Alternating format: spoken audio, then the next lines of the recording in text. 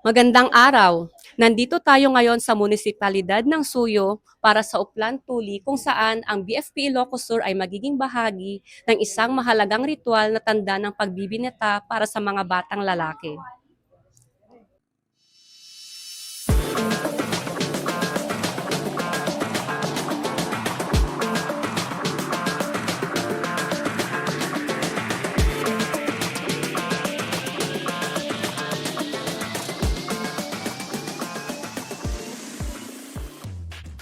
Isang matagumpay na community health campaign ang isinagawa sa bayan ng Suyo, Ilocos Sur sa pamamagitan ng Uplan Tuli bilang bahagi ng patuloy na pagsusumikap na mapalakas ang kalusugan at kapakanan ng kabataan.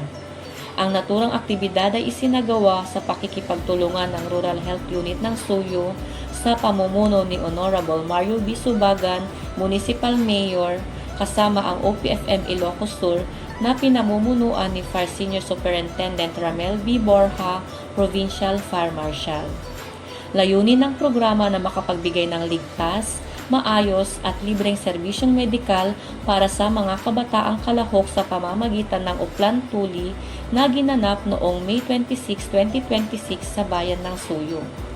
Nakibahagi rin sa matagumpay na gawaing ito ang mga katuwang na institusyon tulad ng Lakasandili Diagnostic and Medical Center, UNP College of Medicine at ang Southern Ilocos Sur Medical Society.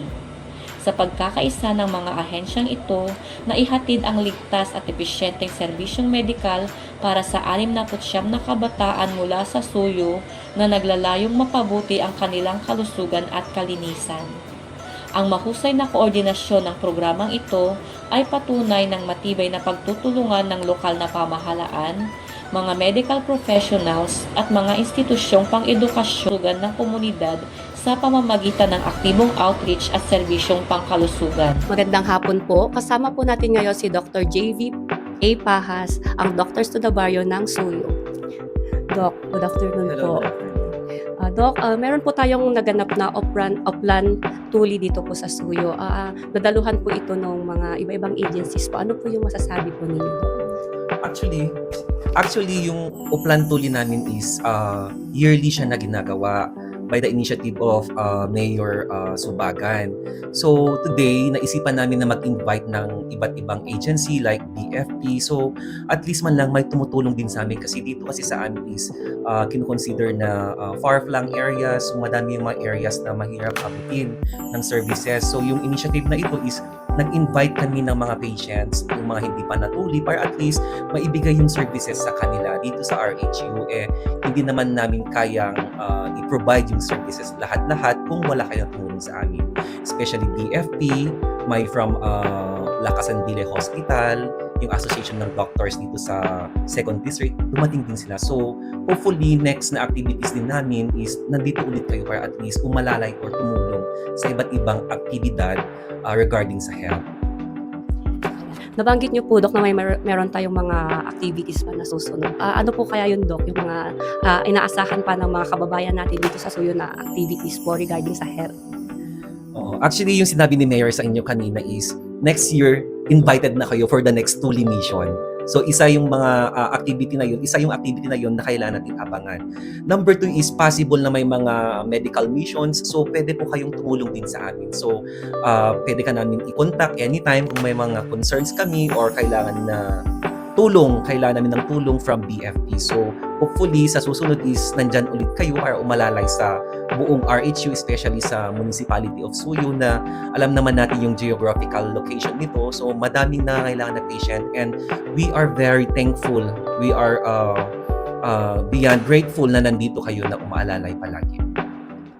Yeah, thank you po, Doc. And Doc, last question na lang po. Ano po yung masasabi niyo po sa mga taga BFP Ilocos Sur po na naki-join po ngayon dito sa ating Uplan Tuli? So yung BFP Ilocos Sur is actually na-appreciate ko na siya since nung may tumawag sa akin actually na kung pwede silang pumunta dito. So, very welcoming din kami dito. Para at least, actually yung isang kasamahan nyo is co-nurse ko dati doon sa isang private hospital. So, it's a good thing na may pupunta dito from other organization like BFP, and sana tuloy-tuloy pa din yung pagtulong ninyo sa bawat municipality, mga taong nangangailangan, para at least mas maganda yung tulong na bibigay sa mga tao. Lagi tayong tumutulong, tapos nandyan kayo umalalay. So, I think maganda yung ganito na nagtutulungan palagi for the betterment ng isang community. So, thank you sa inyong lahat, especially kay Provincial Director Borja, and sa inyo lahat na staff ng BFP. So, yun lang Doc, po. ilan po yung naging successful na natuli po natin ngayong araw? So, bale, 106 kasi yung nagpalista sa amin. Tapos, 69 yung naging successful kasi yung iba nag-back out. Tapos, yung iba hindi pa pwedeng ituli. So, yun, naka-60 na naman tayo so far.